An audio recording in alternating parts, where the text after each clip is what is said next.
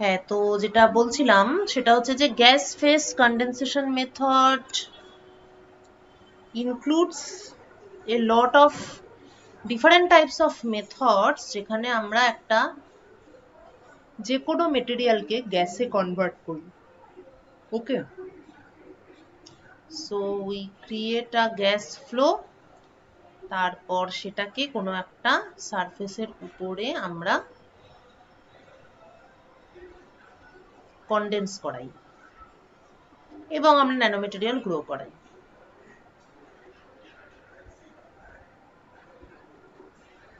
So basically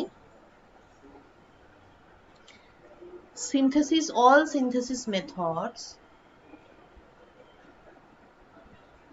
can be broadly classified into, মানে একটা তো টপ ডাউন বটম আপ, সেটা টেকনোলজি ওয়াইজ, আর একটা এছাড়া process wise all synthesis methods can be classified into three groups. First group is liquid phase method. সেখানে কি হয়, বিভিন্ন জিনিসপত্রের লিকুইড ফেজ একটা আরেকটার সঙ্গে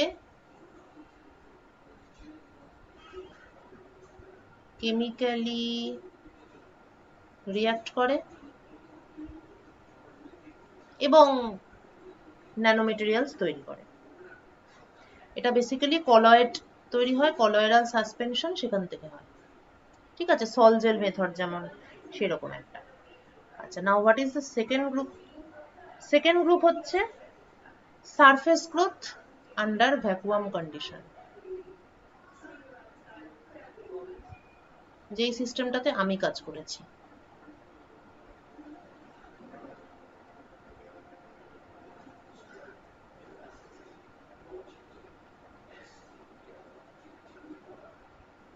যেটার এক্সাম্পল হচ্ছে,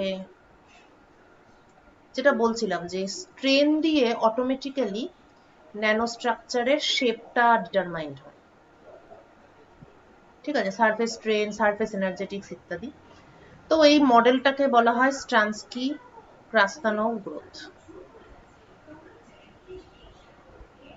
ওই সেলফ অ্যাসেম্বলড স্ট্রাকচার বোঝাতে গিয়ে যেটা বলেছিলাম সংক্ষেপে এসকে মেথড। আর লাস্ট গ্রুপ হচ্ছে গ্যাস ফেজ সিনথেসিস। ঠিক আছে, তো সেই দিক দিয়ে দেখতে গেলে এই যে এই ব্যাপারটা যেটা বলছিলাম গ্যাস ফেজ কন্ডেনসেশন মেথড, এটা কিন্তু মানে গ্যাস ফ্লো হবে, কোনো একটা সারফেসের উপর কনডেন্সড হবে, এটা কিন্তু ঠিক, মানে এটা একটুখানি মিক্সড বলে দিয়েছি, মানে এটার মধ্যে আমি ওটাকেও ঢুকিয়ে ফেলেছি যে surface growth under vacuum.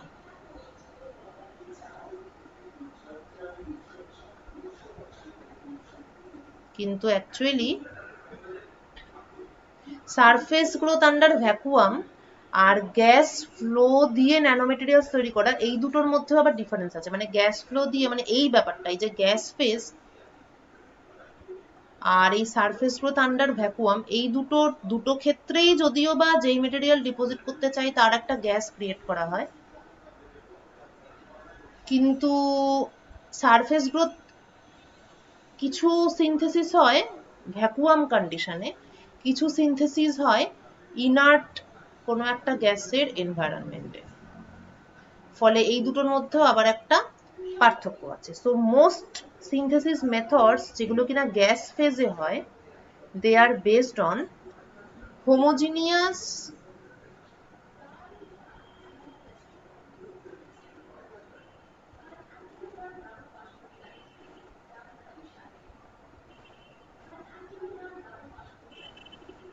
Nucleation method,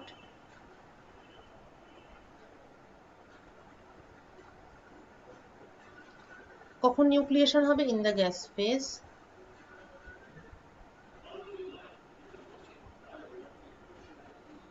and তারপর কি হবে?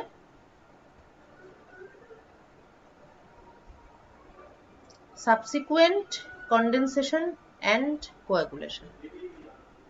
এই কন্ডেনসেশন অ্যান্ড কোয়াগুলেশন এটা ওই গ্যাস মিক্সচারের মধ্যেই ঘটনাটা ঘটবে, নট কোনো একটা ভ্যাকুয়াম চেম্বারে কোনো একটা সারফেসের উপর গ্যাসটা পড়ে ন্যানোস্ট্রাকচার গ্রোথ হলো। সো দেয়ার ইজ আ মানে সূক্ষ্ম পার্থক্য আছে, একটা subtle difference between surface growth under vacuum আর গ্যাস ফেজ। যদিও মানে এই যে ইভাপোরেশন টেকনিক, মানে কোনো একটা যাকে ডিপোজিট করতে চাই তাকে সামহাউ ইভাপোরেট করলাম, প্লাস কন্ডেনসেশন, এটার মধ্যে আসলে এই দুটো জিনিসই ব্রডলি ঢুকে যেতে পারে। হোয়ারাস লিকুইড মেথডটা মানে পুরোই একটা আলাদা মেথড, লিকুইড ফেজ মেথড। আবার বল মিলিং একটা টোটালি অন্যরকম মেথড, পুরোটাই মেকানিক্যাল, মানে বল প্রয়োগের দ্বারা ন্যানোমেটেরিয়ালস তৈরি হচ্ছে। ঠিক আছে, তো অনেক রকম আছে, তার মধ্যে ব্রড ক্লাসিফিকেশন, তাছাড়াও এর বাইরে আছে, এগুলো নিজেদের মধ্যেও অনেক কমন আছে। তো এই হচ্ছে ব্যাপার। Now the process is based on homogeneous nucleation in gas phase.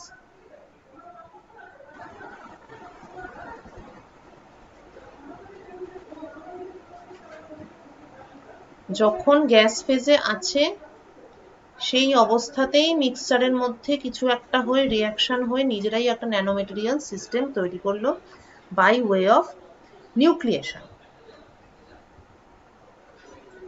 এটা কেন হবে? Why? Because something called super saturation. Super saturation এই শব্দটা কোথাও একটা থাকে এইচএসে মনে হচ্ছে আমার। সুপার স্যাচুরেশনটা কি পড়েছিস কখনো কোথাও, বা ওয়ার্ডটা শুনেছিস?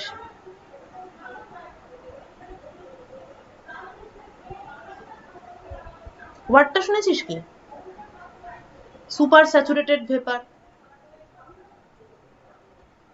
না ম্যাম, স্যাচুরেশনটা শুনেছি কিন্তু সুপার স্যাচুরেশন শুনিস, তাহলে জানি না, তাহলে এখন হয়তো থাকে না। ব্যাপারটা এরকম যে আমরা বাতাসের হিউমিডিটি, আর্দ্রতা কাকে বলি না,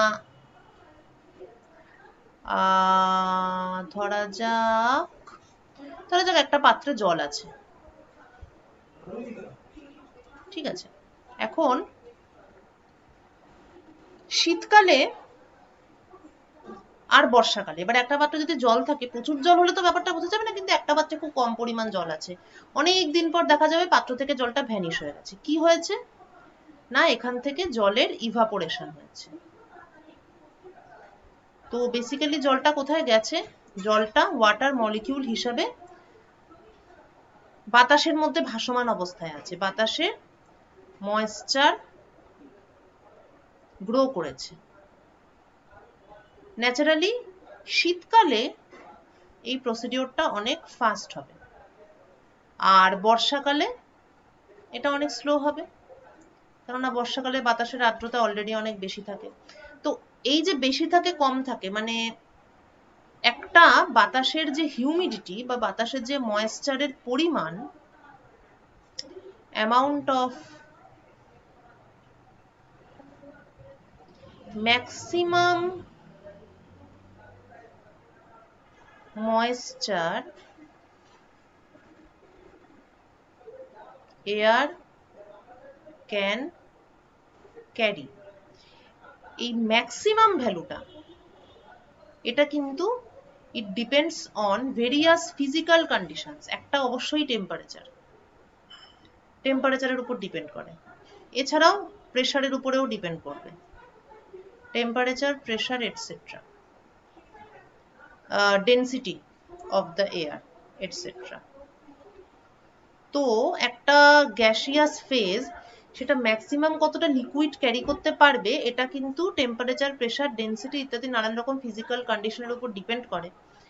এবং এই যে আমরা অনেক সময় বলি যে ড্রাই হয়ে গেছে ওয়েদারটা, অনেক সময় বলি যে খুব ঘাম দিচ্ছে, যখন খুব ঘাম দিচ্ছে তার মানে কি বাতাসের লিকুইড ক্যারিং ক্যাপাসিটিটা ম্যাক্সিমাম হয়ে গেছে, তার জন্যই ঘামগুলো আর ইভাপোরেট করতে পারছে না। whereas ড্রাই মানে ম্যাক্সিমামের থেকে অনেক নিচে আছে, তাই জন্যই ঝপাঝপ ইভাপোরেশনটা হচ্ছে। ওকে, তাহলে যখন এই ম্যাক্সিমাম ময়েশ্চারটা বাতাসের মধ্যে ঢুকে যায়, দেন ইট ইজ কল্ড স্যাচুরেশন। এবং একবার স্যাচুরেশনে ঢুকে গেলে মানে স্যাচুরেটেড হয়ে গেলে তখন আর সেটা ফার্দার ইভাপোরেশন বা লিকুইড ক্যারি করতে পারে না, so it is a stable state. এইবার সুপার স্যাচুরেশন মানে কি?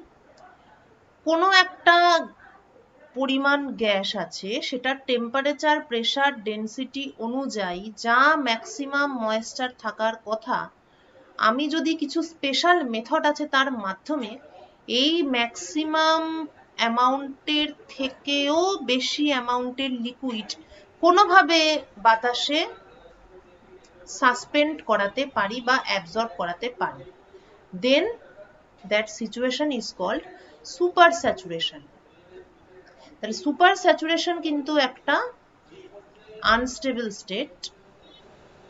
কিছু বিশেষ পরিস্থিতিতে কিছু বিশেষ মেথড আছে, তার মাধ্যমে সুপার স্যাচুরেটেড এয়ার বা সুপার স্যাচুরেটেড এনভায়রনমেন্ট তৈরি করা সম্ভব, কিন্তু ও আনস্টেবল এবং কিছুক্ষণের মধ্যেই ওখান থেকে লিকুইড বা সলিড ফেজে ও এক্সট্রা যে লিকুইড পরিমাণটা ছিল ওটাকে ঝেড়ে ফেলে দেবে।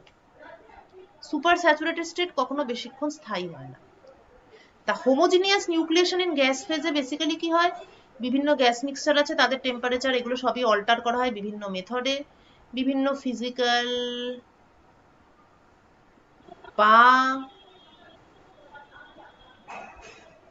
কেমিক্যাল এক্সচেঞ্জ হয় ওদের মধ্যে, হয়ে টোয়ে ওরা একটা সুপার স্যাচুরেটেড সিচুয়েশনে আসে। সুপার স্যাচুরেশনে আসা মানে কিছুক্ষণ পরে ও এক্সট্রা মেটেরিয়াল গুলো গ্যাস ফেজ থেকে বেরিয়ে আসার চেষ্টা করবে। এই যে এক্সট্রা মেটেরিয়াল গুলো বেরিয়ে আসার চেষ্টা করবে, সেখানেই তখন কিছু সলিড ন্যানো পার্টিকেলের হোমোজিনিয়াস নিউক্লিয়েশন হবে। So this is the basic principle of gas phase condensation. Chemical method বলতে কিছু কেমিক্যাল রিয়াকশন, ফিজিক্যাল মেথডস কিরকম, ফর এক্সাম্পল কুলিং মেথড, কেননা গরম বাতাসের ক্যারিং ক্যাপাসিটি যা থাকে, ঠান্ডা বাতাসের ক্যারিং ক্যাপাসিটি তার থেকে কম থাকে। তাহলে আমি যদি হঠাৎ করে কুল করে দিই, তাহলে কিছু মেটেরিয়াল আলাদাভাবে নিউক্লিয়েশন হবে, কিছু মেটেরিয়ালের বাই এক্সপ্যানশন, হঠাৎ করে এক্সপ্যান্ড করে দিলে সেটা কুল হয়ে যায়, by mixing of cooler gas,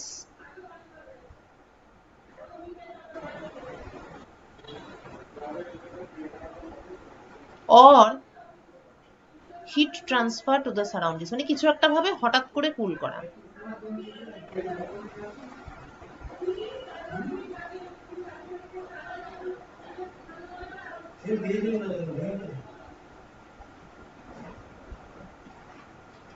ঠিক আছে, সো হ্যাঁ, সুতরাং বেসিক্যালি কুলিং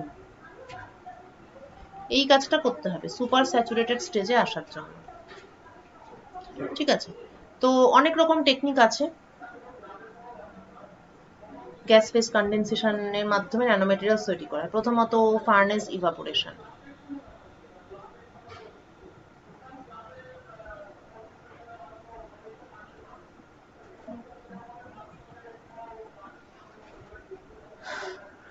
ইনার্ট গ্যাসের প্রেজেন্সে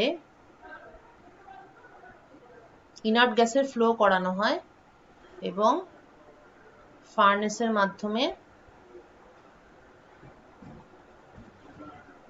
কোনো একটা মেটেরিয়ালকে ক্রুসিবলের মধ্যে রেখে সেটাকে হিট করানো হয়। এভাবে গ্যাস ফেজ তৈরি হয় এবং তারপর সুপার স্যাচুরেশন এবং নিউক্লিয়েশন। Furnace precursor pyrolysis.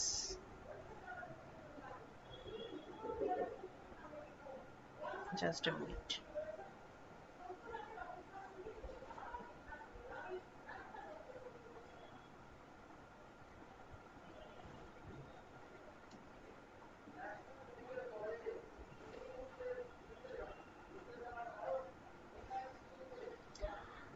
আচ্ছা, তো what does this word pyrolysis mean? Precursor মানে কি, আগে থেকে আমি একটা কোনো এক্সট্রা মেটেরিয়াল ইউজ করব। পাইরোলাইসিসটা কি? It is any sort of heating in the absence of oxygen.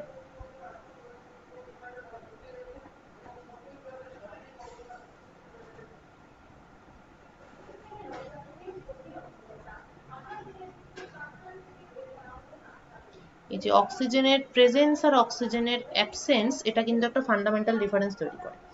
Oxygen যদি প্রেজেন্ট না থাকে তাহলে the material does not, there is no combustion. Oxygen কোন একটা মেটেরিয়ালকে আগুন ধরাতে সাহায্য করে। অক্সিজেনের অ্যাবসেন্সে যদি হিট করি তাহলে চট করে ওই ইয়েটা হবে না, মানে কম্বাসশনটা হবে না।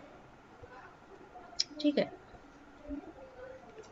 নাও এবার এখানে কি ফার্নেস প্রিকারসর পাইরোলাইসিস, তাহলে অক্সিজেনের অ্যাবসেন্সে হয়, তো বেসিক্যালি ফার্নেস ইভাপোরেশন যেমন সেই রকমই, কিন্তু তার সঙ্গে আমি একটা প্রিকারসর মেটেরিয়াল ইউজ করছি, যেই মেটেরিয়ালের আমি হয়তো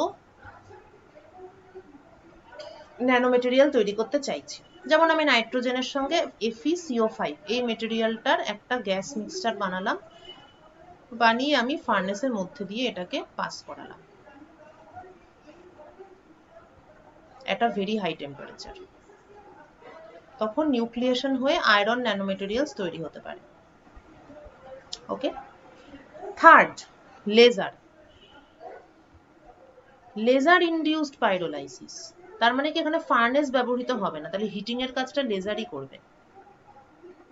মানে গ্যাস ফেজ কন্ডেনসেশন কিন্তু it is all about heating and cooling. Heat করব, কিছু কেমিক্যাল রিয়াকশন টিয়াকশন হবে, তারপর কুল করব, সুপার স্যাচুরেশন হবে, ন্যানোমেটেরিয়ালস তৈরি হবে, এই হচ্ছে মেন কথা। তো হিটিং এর এজেন্ট হিসাবে আমি ফার্নেস ইউজ করতে পারি, বা আমি লেজার দিয়েও ওটাকে গরম করতে পারি। লেজার যেহেতু খুবই হাই ইন্টেন্সিটি এবং হাইলি ফোকাস, তো লেজার দিয়ে কাটিং হয়, অনেক ইন্ডাস্ট্রিয়াল পারপাসে ইউজ করা হয়।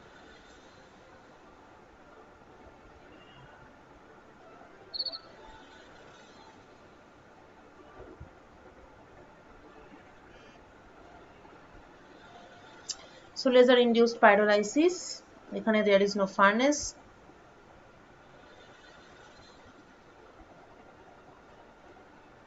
we are using laser beam 10.6 micron। এবার কোন একটা চেম্বার থাকবে যার মধ্যে দিয়ে লেজার বিম পাঠানো হবে এবং এটা পাশ দিয়ে বেরিয়ে যাবে। আর পাইরোলাইসিস অর্থাৎ প্রিকারসর মেটেরিয়াল থাকবে, তাহলে একটা নাইট্রোজেন গ্যাস এনভায়রনমেন্ট থাকবে, কেননা অক্সিজেনের absence. Okay, pyrolysis means absence of oxygen, তাহলে নাইট্রোজেন এনভায়রনমেন্টে হবে। প্লাস ধরা যাক আমি সিলিকনের ন্যানো পার্টিকেল তৈরি করতে চাই, তাই আমি সেই অনুযায়ী সুটেবল একটা গ্যাস, মানে অ্যানাদার গ্যাস ইউজ করব, which is basically the precursor. ওকে, তো পাইরোলাইসিস মেথডে সবসময় সঙ্গে আরেকটা প্রিকারসর গ্যাস ইউজ করা হয়, এক্ষেত্রে সেটা সিলিকন হাইড্রাইড, এবং at the end I will get silicon nano particles, আর এখানে I will get iron nano particles. Next কি, লেজার ইভাপোরেশন। এইটা মনে হয় একটুখানি তোদের চেনা পড়বে, because it is much like PLD। Exactly ওরকম নয়, বাট মাচ লাইক। এখানে লেজার ইউজ করে আমি একটা মেটেরিয়ালকে ইভাপোরেট করব, তারপর সেটার কন্ডেনসেশন হবে বাই সুপার স্যাচুরেশন। PLD তে তো সেটা হয় না, PLD তে তো বিম বানিয়ে ডিপোজিট করানো হয়। ওকে, তো 10.6 মাইক্রন এই হচ্ছে আমার, যেটাকে আমি, যেটার আমি ন্যানো মেটেরিয়াল তৈরি করতে চাই।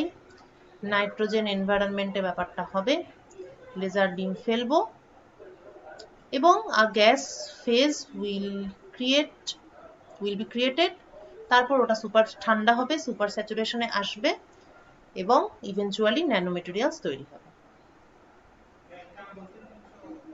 ফ্লেম মেথড, সরাসরি আগুনে বসিয়ে দাও।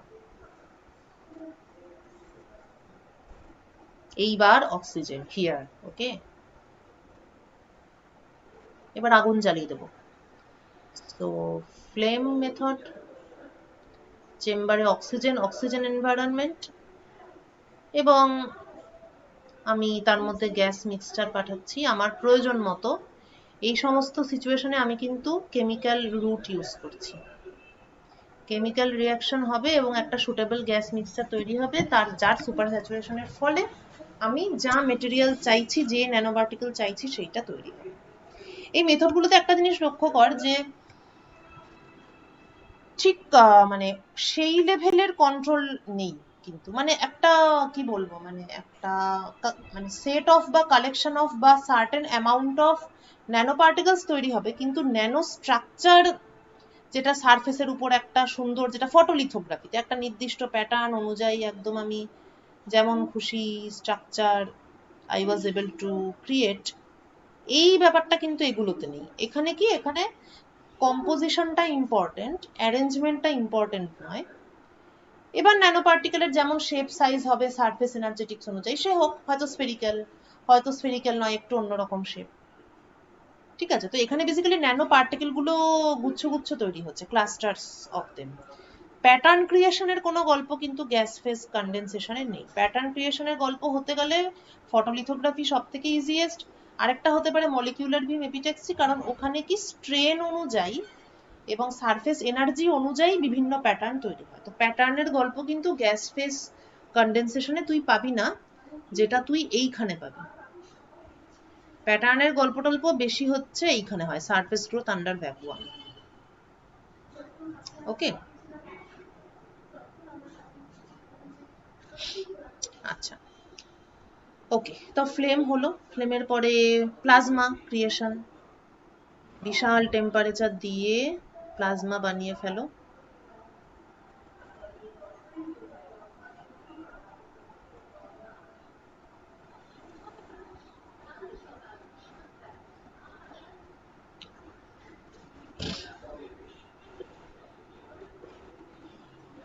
তো এখানে খুব হাই টেম্পারেচার ক্রিয়েট করতে হবে।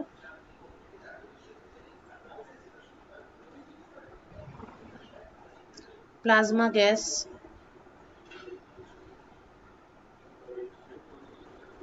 এবং এখানে কিছু একটা সলিড প্রিকারসার ঢোকাতে হবে, যেটার উপর বেস করে আমি কি ন্যানো ম্যাটেরিয়াল চাই সেটার সেই অনুযায়ী আমাকে সেই প্রিকারসারটা আমাকে চুজ করতে হবে। মাইক্রোওয়েভ প্লাজমা, মাইক্রোওয়েভ পাঠিয়ে প্লাজমা ক্রিয়েট করব।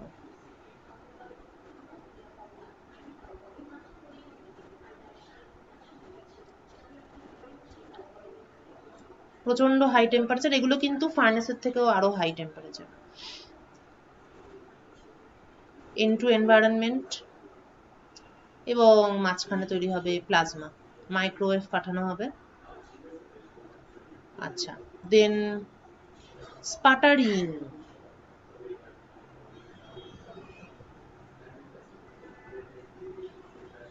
স্পাটার করা মানে কি?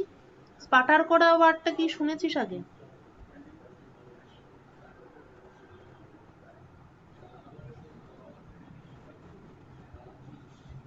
স্পাটার করাটা ইংলিশ ওয়ার্ড।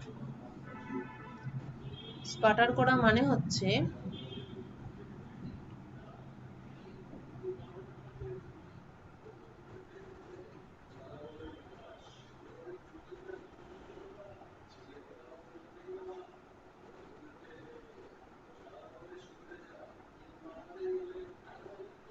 থুতু ফেলা,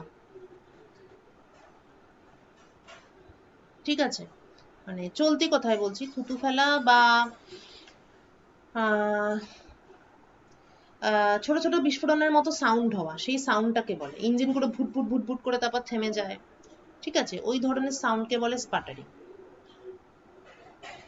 আর in terms of synthesis technique, এবার ওইটার সঙ্গে ওই অ্যাক্টিভিটির সঙ্গে মিল রেখে এইটাকে বলা হয় স্পাটারিং, কি না, depositing, if we deposit metal usually on a surface by using fast ions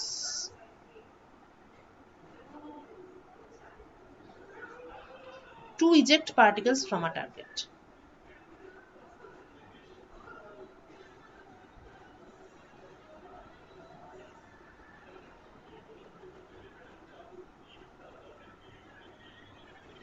পিএলডির সময় কি করছিলাম, লেজার দিয়ে খুঁচিয়ে খুঁচিয়ে মেটেরিয়াল তুলছিলাম।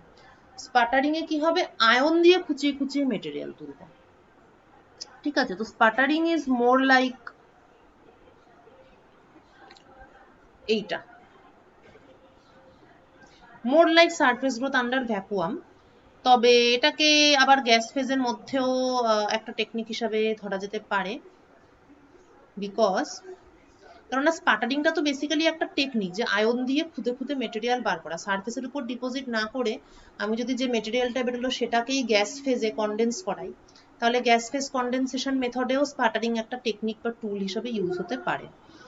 তো ইউজুয়ালি আর্গন আয়নকে ইউজ করা হয়, ওই যে ফার্স্ট আয়নস, সেটা ইউজুয়ালি আর্গন আয়নকে ইউজ করা হয় স্পাটার করার জন্য। ঠিক আছে, সো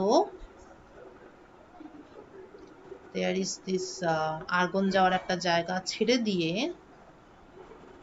আর্গন আয়ন, তাহলে আয়নটাকে অ্যাক্সিলারেট করতে হবে বাই অ্যাপ্লাইং সাম ভোল্টেজ, তবেই তো ওটা ফাস্ট আয়ন হবে। সো আর্গনের positively charged ion, and now this is, there is cathode anode system.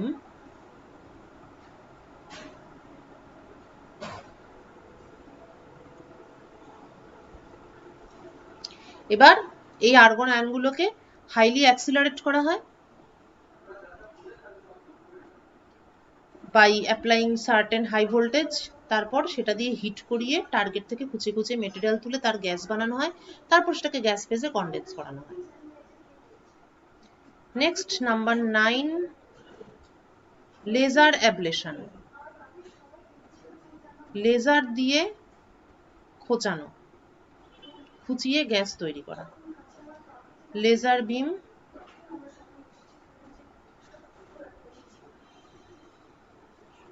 $532 nanometer 50 hertz laser অ্যাবলেশনের জন্য ইউজ করা হয় ইউজুয়ালি।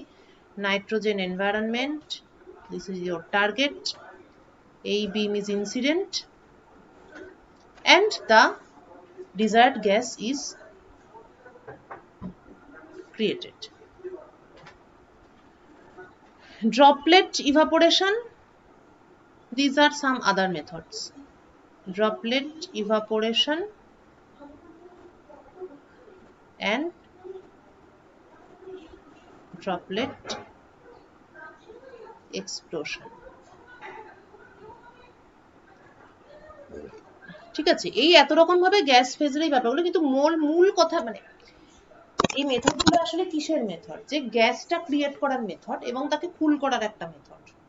তো গ্যাস বানাও, বিভিন্ন মিক্সচারের ইয়ে করো, কেমিক্যালি রিয়াক্ট করাও, তারপর তাদেরকে কুল করো, ওটা সুপার স্যাচুরেশনে চলে এলো, নিউক্লিয়েশন হলো, ন্যানোমেটেরিয়ালস তৈরি হলো। এই হচ্ছে গ্যাস ফেজ কনডেনসেশনের বেসিক প্রিন্সিপাল।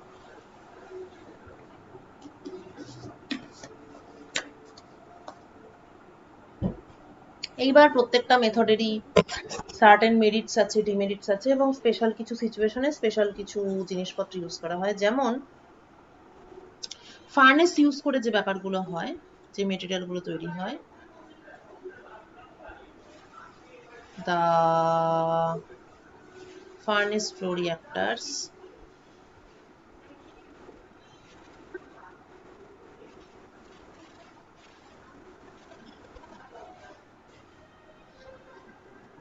ওকে।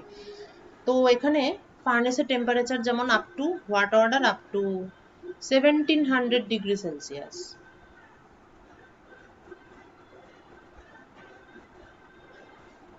ওকে, এবার কি ধরনের মেটেরিয়াল জেনারেলি, তো মানে কি ধরনের ন্যানো পার্টিকেলস জেনারেলি তৈরি করা হয় using furnace flow reactors? Silver, gallium, অর্থাৎ যেগুলো মানে এলিমেন্টাল, মানে কোনো মিক্সচার নয়, এলিমেন্টাল ন্যানো পার্টিকেলস তৈরি করার ক্ষেত্রে ফার্নেস ফ্লো রিঅ্যাক্টর গুলো খুব ইউজফুল, তবে কিছু কিছু কম্পাউন্ডও তৈরি করা যায়, যেমন পিবিএস ন্যানো পার্টিকেলস, সেটাও ফার্নেস ফ্লো রিঅ্যাক্টর ইউজ করে অনেকে তৈরি করে দেখিয়েছেন। আচ্ছা, তারপরে ধরা যাক লেজার রিঅ্যাক্টরস, লেজার ইউজ করে যেগুলো করা হচ্ছিল।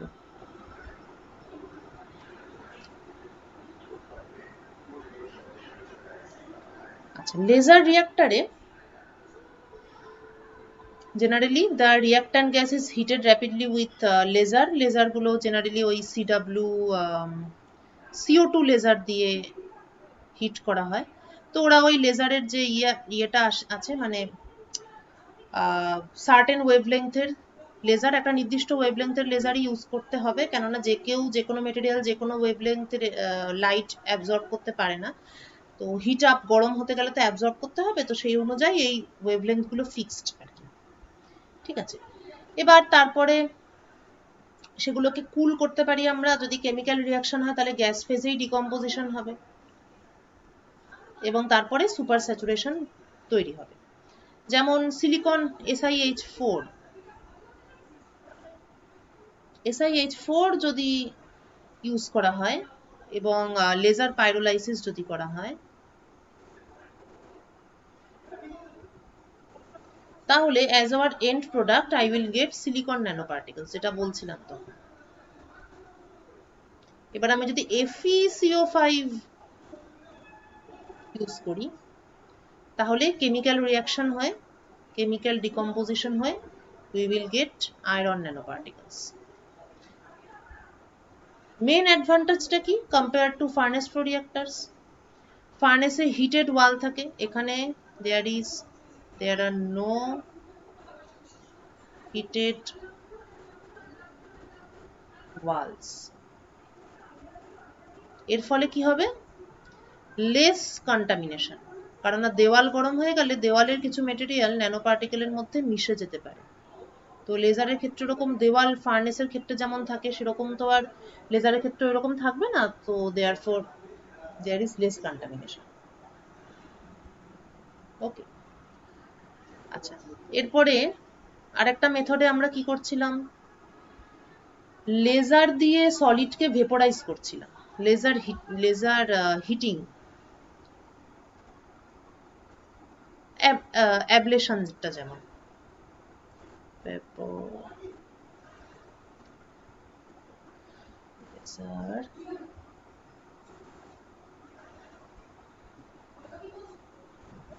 Laser vaporisation. ঠিক আছে, তো এখানে কি কোনো একটা টার্গেট মেটেরিয়াল ছিল, এটার মতো নয় কিন্তু, এখানে কিন্তু লেজার দিয়ে গ্যাস মিক্সচারকে হিট করা হচ্ছিল।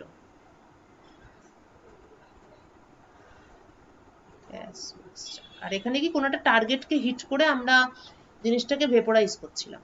টার্গেট হিটিং, হিট মানে টার্গেটে আঘাত করে, রাইট। তারপর সেটাকে কুল করা হচ্ছিল, ওই ভেপারটাকে cooling by collision with inert gas molecules,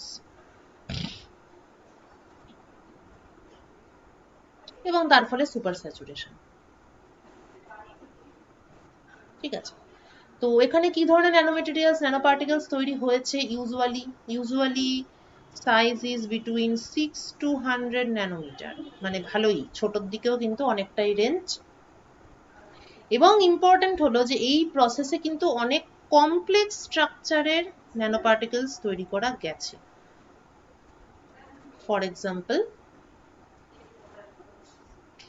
Fe3O4 nanoparticles, CaTiO3 calcium titanate nanoparticles, Mg2SiO4 nanoparticles,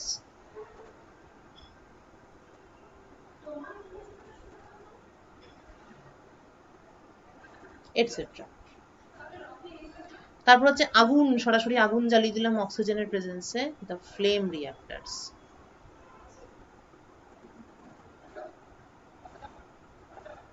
এখানে কি ছিল? Oxygen environment.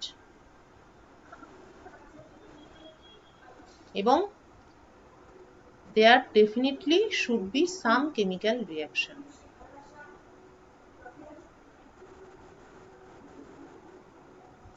এই মেথডটা this is very inexpensive.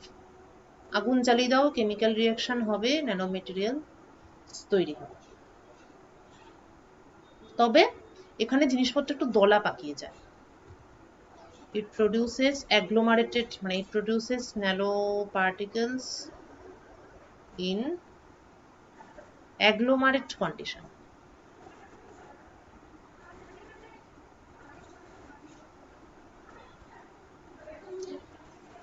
Example কি? Oxidation of materials like titanium chloride, silicon chloride, tin chloride in methane environment, মনে আছে নিশ্চয়ই, লিখেছিলাম ওখানে। মিথেন অক্সিজেন ফ্লেম, তার ফলে কি পেতে পারি? অক্সিডেশন হবে, রিয়াকশন হবে, তো হয়ে আমরা পেতে পারি TiO2 nanoparticles, SiO2 nanoparticles or SnO2 nanoparticles, primary particle size 10 to 100 nanometer. এর থেকেও কমপ্লেক্স প্রোডাক্ট তৈরি হতে পারে। জাকারিয়া আমাদের ফিল্ডেরই একজন সায়েন্টিস্ট, উনি স্মল অ্যামাউন্ট অফ FeCO5 এই সমস্ত প্রিকারসার মেটেরিয়াল এবং আরো অনেক কমপ্লিকেটেড প্রিকারসার মেটেরিয়াল যেমন SiO2, হেক্সামিথেন, এর সঙ্গে CH4O2 মিক্স করে ফ্লেম রিঅ্যাক্টরের মধ্যে ঢুকিয়ে 2000 এর কাছাকাছি টেম্পারেচারে হিট করেছিলেন, যার ফলে উনি ন্যানো পার্টিকেলস পেয়েছিলেন। কি একটা খুব interesting, he obtained Fe3O4 nanoparticles of 5 to 10 nm size embedded in larger SiO2 host particles. Very, very, very interesting. এইখানে আমরা একটু ভ্যারাইটি তবুও দেখতে পেলাম, মানে লিথোগ্রাফিতে আমরা যেমন দেখেছি কত রকম ভ্যারাইটির প্যাটার্ন ক্রিয়েট করা যায়, এখানে তো এসব কিছু ব্যাপার নেই। কিছু নির্দিষ্ট গ্যাস মিক্সার ইউজ করে কিছু নির্দিষ্ট কেমিক্যাল কম্পোজিশনের ন্যানো পার্টিকেল ক্লাস্টার্স পাওয়া যাবে। তো এই একটা দেখা গেল যে বিভিন্ন রকমের প্রিকারসার ইউজ করে নানান রকম কেমিক্যাল রিঅ্যাকশনের মাধ্যমে একটু ইন্টারেস্টিং টাইপের ন্যানো পার্টিকেলও পাওয়া সম্ভব। ঠিক আছে, আজকের ক্লাসটা এতটাই থাক। তাহলে এটা ছিল গ্যাস ফেজ কন্ডেনসেশন মেথড। এটা কিন্তু ওইটার থেকে আলাদা, কোনো একটা সারফেসে গিয়ে ভেপার ডিপোজিশন হবে এবং ন্যানোস্ট্রাকচার তৈরি হবে, যেটা অ্যাকচুয়ালি পিভিডি অ্যান্ড সিভিডি বলতে যা বোঝায়, physical vapour deposition and chemical vapour deposition, সেটা কিন্তু ডিপোজিশন আর এটা কিন্তু গ্যাস ফেজে কন্ডেনসেশন। ওকে, তো PVD and CVD we will discuss in our next class.